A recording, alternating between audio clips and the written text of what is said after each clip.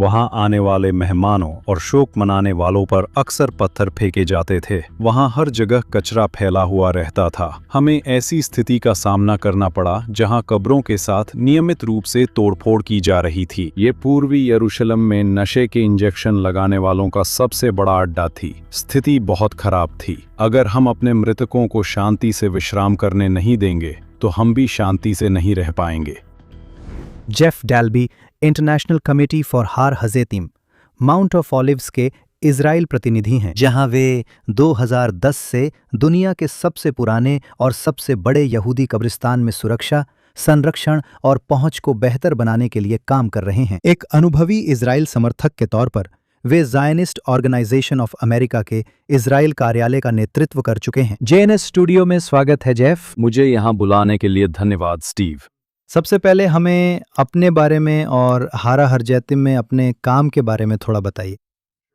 जरूर। तो मैं मूल रूप से न्यूयॉर्क से हूँ और मैं 2007 से यहाँ इजराइल में रह रहा हूँ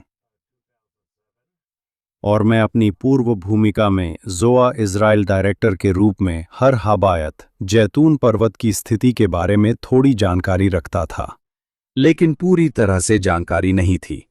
नवंबर 2010 में जब इजराइल के राज्य नियंत्रक मिका लिंडेनस्ट्रॉस ने वहां की स्थिति पर एक तीखी रिपोर्ट जारी की, मैं पूरी तरह से जागरूक हो गया और इसलिए मैं संयुक्त राज्य अमेरिका के कई अन्य लोगों के साथ, जिनके माता पिता हारो ज़ायतून में दफन थे, एक साथ आए। हमने हारो ज़ायतून, माउंट ऑफ ऑलिव्स के लिए अंतर्राष्ट्रीय समिति बनाई। हमने सरकार के साथ बहुत करीब से काम किया। उस समय स्थिति इतनी भयानक थी कि वहां आने वाले आगंतुकों और शोक मनाने वालों पर नियमित रूप से पत्थर फेंके जाते थे। हमारे चारों ओर कचरा फैला हुआ था। हमें ऐसी स्थिति का सामना करना पड़ा जहां कब्रों को नियमित रूप से नुकसान पहुंचाया जा रहा था। कब्रिस्तान में गधों की दौड़ होती थी। हमें कब्रिस्तान में मरे हुए गधे मिले। हमारे पड़ोसी कब्रिस्तान का इस्तेमाल करते थे। ये पूर्वी यरूशलेम में नशा करने का सबसे बड़ा अड्डा थी और वे सीधे खड़े कब्र के पत्थरों का इस्तेमाल फुटबॉल के गोल पोस्ट के रूप में करते थे। तो स्थिति बहुत खराब थी और राज्य नियंत्रक बिल्कुल सही थे। तो हमने क्या किया कि हम सरकार के साथ मिले और उनके साथ साझेदारी की और वे बेहद सहयोगी रहे हैं और हमने कदम उठाए। सबसे पहले ऊपर एक पुलिस चौकी से शुरुआत की। हमने बाड़ लगवाई। इसके लिए 4 मिलियन शेकल मिले। जगह जगह कैमरे लगाए गए। ये सभी एक केंद्रीय सुरक्षा मुख्यालय से जुड़े हुए थे। कैमरों की 24 घंटे हफ्ते के 7 दिन निगरानी की जा रही थी और हमने अंडरकवर पुलिस और नियमित गश्त भी तैनात की और मैं इसी तरह आगे भी बता सकता हूं। लेकिन धीरे धीरे, निश्चित रूप से, हिब्रू में एक कहावत है, सुर मेरा वा असई तोव, जिसका मतलब है पहले बुराइयों को दूर करो और फिर अच्छाई की ओर बढ़ो। और भगवान का धन्यवाद और इसमें शामिल सभी लोगों का भी धन्यवाद। पुलिस भी शामिल है। हमने इस पहाड़ की तस्वीर बदल दी है, अगर पूरी तरह नहीं तो कम से कम 160 डिग्री तक। चिंता मत करो, बाकी के 20% का भी हम ध्यान रखेंगे। और यही स्थिति है जिसका हम अब सामना कर रहे हैं। अक्टूबर 2018 के बाद से हमारे पास कोई गंभीर तोड़फोड़ की घटना नहीं हुई है और अब हम जो कर रहे हैं वो है कि हम हर हज़ेतिम पर एक आगंतुक केंद्र बना रहे हैं ताकि युवाओं, छात्रों, सैनिकों, पर्यटकों को आकर्षित किया जा सके। हर तरह के आगंतुकों को उनके विरासत के बारे में और अधिक जानने के लिए, क्योंकि हर हज़ेतिम, जैतून पर्वत, इस पहाड़ पर यहूदी नेतृत्व और विद्वता के महान लोग दफन हैं। इसलिए हम अपने युवाओं को उनकी विरासत के बारे में शिक्षित करना चाहते हैं। आइए उन कुछ लोगों का जिक्र करें जो वहां दफन हैं, ताकि जो लोग नहीं जानते उन्हें जानकारी मिल सके। ठीक है, चलिए ए लिस्ट की बात करते हैं। वहाँ बी लिस्टर्स और सी लिस्टर्स भी हैं जिनके पीछे दिलचस्प कहानियां हैं, लेकिन अगर ए लिस्टर्स की बात करें तो हम प्रधानमंत्री मेनाकेम बेगिन की बात कर रहे हैं। हम हेनरिएटा सोल्ड की बात कर रहे हैं, जो हदासा की संस्थापक थीं। और हम राव कूक, राव गोरेन, बर्तानुरा और ओर हाचाइम की भी बात कर रहे हैं। और मैं आगे भी नाम गिना सकता हूँ, राव हटनर। आप नाम लीजिए, वे वहां हैं। और फिर भी विजिटर सेंटर सिर्फ कब्रिस्तान तक पहुंचने का माध्यम भर नहीं है, आप इसे उससे कहीं बढ़कर मानते हैं। बिल्कुल बिल्कुल। विजिटर सेंटर जो मैं कहूँगा, इस समय लगभग आधा पूरा हो चुका है। मैं वहाँ कम से कम हफ्ते में 2 बार जाता हूँ, अगर उससे ज़्यादा नहीं। यह सिर्फ विजिटर सेंटर नहीं होगा। यहाँ सिर्फ रेफरेंस मटेरियल या रिसर्च सेंटर में ये देखना नहीं होगा कि कौन दफन है। ये सिर्फ एक स्नैक बार या ऐसी जगह नहीं होगी जहां क्लासेस ली जाएंगी और लेक्चर होंगे, बल्कि इससे कहीं कहीं ज्यादा होगी। ये कब्रिस्तान में प्रवेश का एक शुरुआती बिंदु होगा, ताकि युवा लोग सीधे कब्रिस्तान से और वहां दफन सभी हस्तियों से जुड़ सकें। मेरा मतलब है, युवाओं के लिए इसे एक रोमांचक अनुभव बनाने के लिए हम ऑगमेंटेड रियलिटी जैसी चीजों का इस्तेमाल करेंगे, जहां आप अपना आईफोन लेते हैं, कैमरा को मेनाकेम बेगिन की कब्र की ओर करें, स्क्रीन पर मेनाकेम बेगिन दिखेंगे और आपको एक कहानी सुनाएंगे। और फिर उस कहानी के भीतर ही आपके अगले पड़ाव का सुराग छुपा होगा। और वास्तव में, अगर हम इसे यहां देर दोपहर में रखते, मान लीजिए टोरंटो के एक स्कूल में बैठे कुछ छात्र इसमें भाग ले सकते हैं और इस खोज में हमारी मदद कर सकते हैं। वे इन्हें क्वेस्ट्स कहते हैं। तो हम आशा करते हैं कि इस अनुभव को सिर्फ आगंतुक केंद्र तक ही नहीं, बल्कि असली कब्रिस्तान लोगों और यहूदियों तक भी पूरी दुनिया में पहुंचाया जाए। इन गतिविधियों में भाग ले सकेंगे। और समय सीमा क्या है, मतलब आप आधिकारिक उद्घाटन कब होने की उम्मीद करते हैं? ठीक है, वे हमें बता रहे हैं। पासओवर 2027। शायद 2027 की गर्मियों में। स्टीव, सच में, अगर आप जानते हैं, अगर आप इस पर विश्वास करते हैं, तो मैं आपको कुछ भी बेच सकता हूं। लेकिन आप जानते हैं, हमें उम्मीद है कि 2027 में कभी, शायद 2027 के आखिरी हिस्से में इमारत पूरी हो जाएगी और उसके तुरंत बाद हम इसे जनता के लिए खोल देंगे। और अभी हम एक ऑपरेटर की पहचान करने की प्रक्रिया में हैं। एक निविदा जल्द ही जारी की जाएगी और उम्मीद है कि हमें ऐसा ऑपरेटर मिलेगा जो माउंट ऑफ ऑलिव्स की सभी विशेषताओं का पूरा लाभ उठाने के लिए तैयार होगा। लेकिन इस बीच लोग अभी भी वहां आ रहे हैं। मुझे पता है कि आप खुद वहां टूर कराते हैं, तो लोग पहले से ही वहां आ सकते हैं। मैं नियमित रूप से टूर कराता हूं। कल सुबह 10 बजे भी टूर है, कोई चाहे तो साथ जुड़ सकता है। लेकिन हाँ, लोगों की संख्या 2014 में लगभग 200 लोगों प्रतिदिन के न्यूनतम स्तर से बढ़ गई है। अब 2000 से अधिक लोग यहां आते हैं। जब यहाँ पर्यटन उद्योग था, तब ये तीसरा सबसे अधिक देखा जाने वाला पर्यटन स्थल था। मेरा मतलब है, वह शानदार व्यू पॉइंट।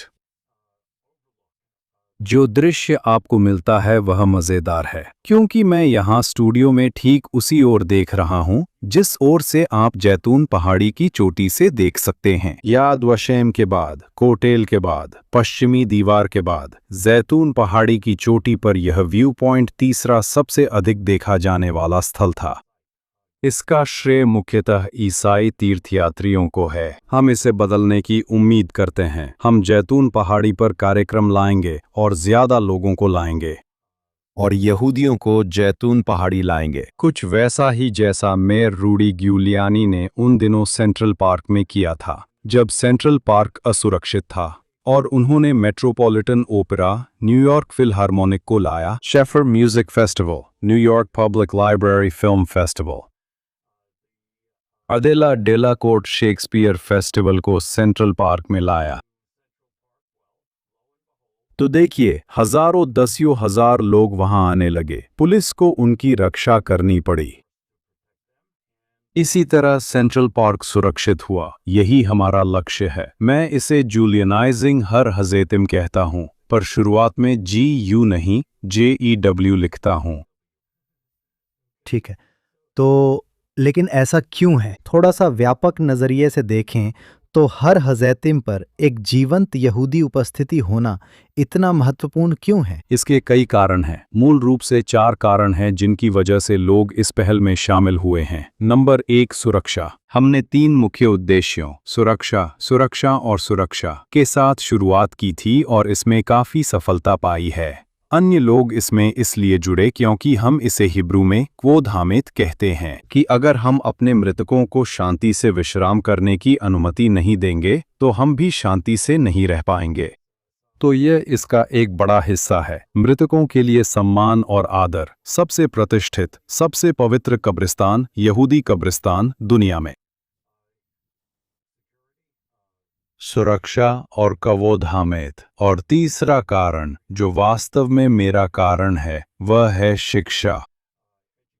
मैं यहाँ इज़राइल आने से पहले 33 साल तक एक शिक्षक था। मैंने कक्षा में पढ़ाया है। तो यहाँ हमारे पास अपने युवाओं को शिक्षित करने का सबसे बड़ा अवसर है। हम बहुत चिंतित हैं। जब हम आम यूथ यानी यहूदी सामुदायिक पहचान बात करते हैं तो आप इसके बारे में सुनते हैं कि इन दिनों सबसे बड़ी समस्या यह है कि युवाओं में यहूदी पहचान। तो यहाँ आपके पास यहूदी पहचान को बढ़ाने का शानदार अवसर है।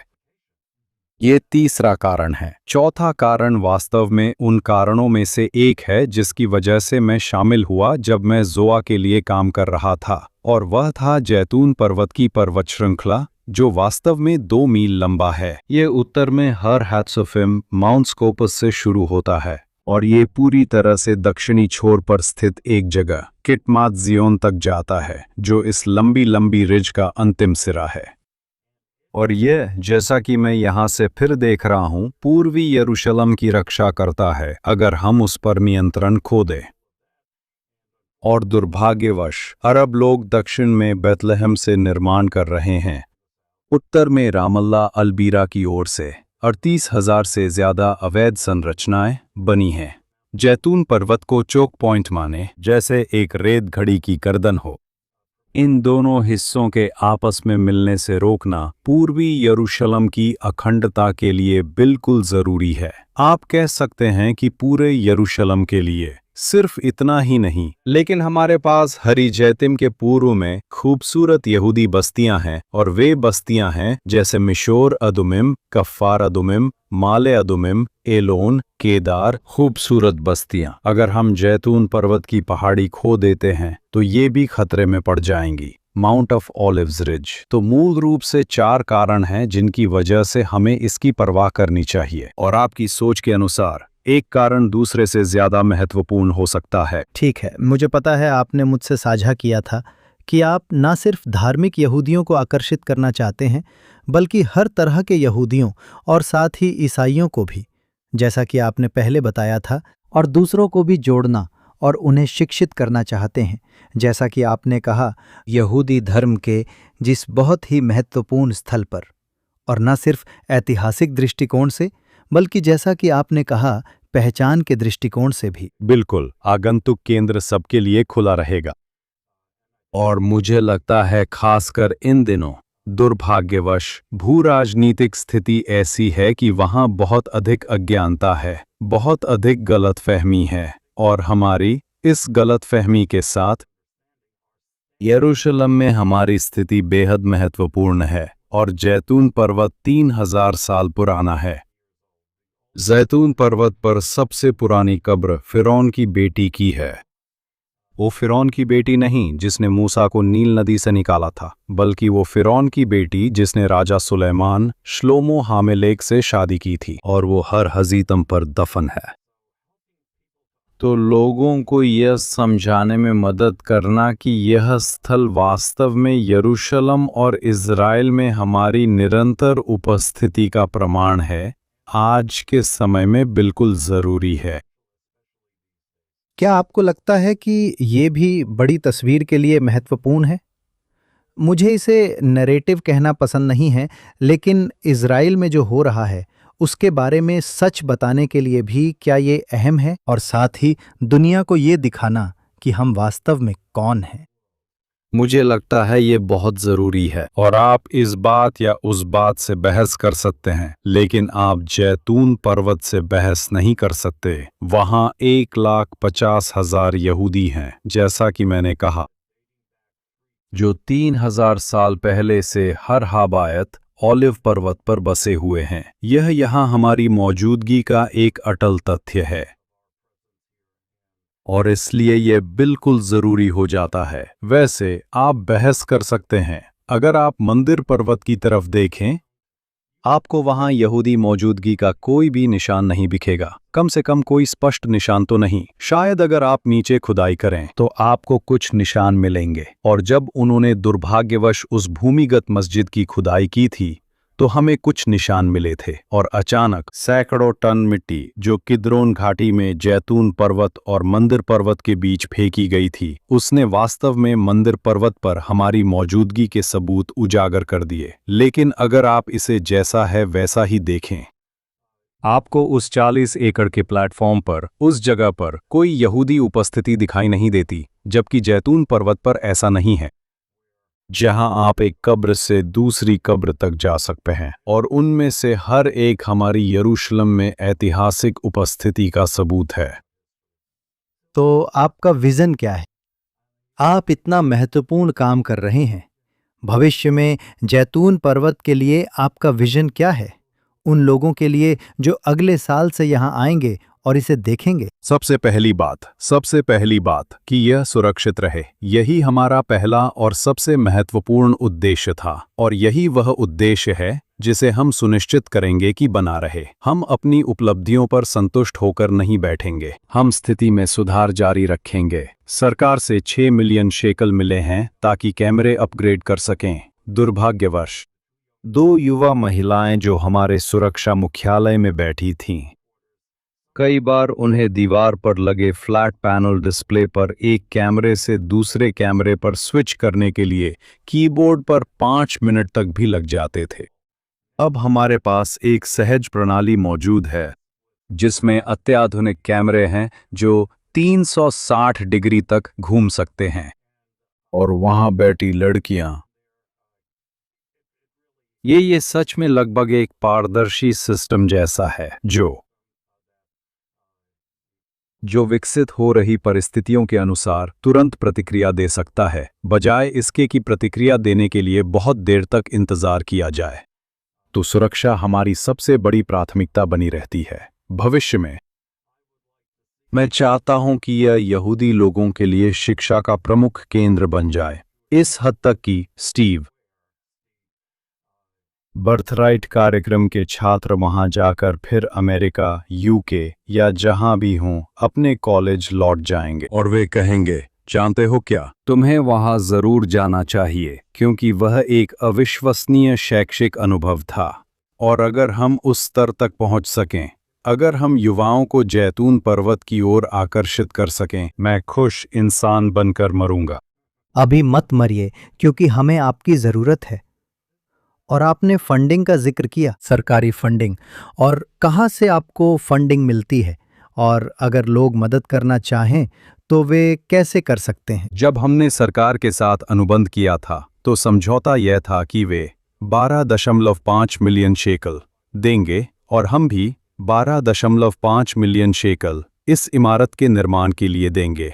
हमारे पास जैसे जैसे हम मानक पूरे करते हैं, हमने कुछ मानक पूरे किए जिससे सरकार से फंडिंग की किस्तें मिली, लेकिन अभी भी हमें काफी आगे जाना है। सिर्फ इतना ही नहीं स्टीव, लेकिन आप नहीं चाहेंगे कि ये खूबसूरत इमारत एक सफेद हाथी बन जाए।